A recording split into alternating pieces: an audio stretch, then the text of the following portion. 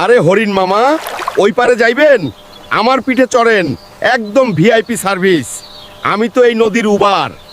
আমার এই দাঁত দেখা ডরায়েন না, এইগুলো তো শুধু হাসার জন্য। আসেন, আমার পিঠে চড়েন, নিরাপদে পার কইরা দিমু। খোলা তৃণভূমিতে এক হরিণ শান্তভাবে ঘাস খাচ্ছিল। ঘাস খাওয়া শেষে তার প্রচণ্ড তেষ্টা পেল।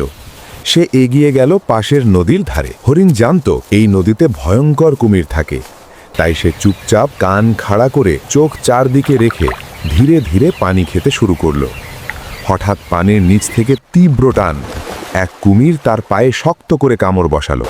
ভয়ে জমে না গিয়ে হরিণ সঙ্গে সঙ্গে বুদ্ধি খাটালো।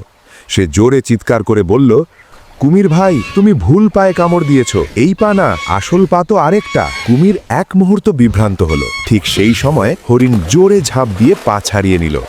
হরিণ দৌড়ে ফিরে গেল তৃণভূমিতে, আর নদীতে রয়ে গেল শুধু বোকা কুমির আর আফসোস। বিপদের সময় শক্তি নয়, বুদ্ধিই জীবন বাঁচায়। যে মাথা ঠান্ডা রাখতে পারে, সে সবচেয়ে ভয়ঙ্কর পরিস্থিতি থেকেও বেরিয়ে আসতে পারে।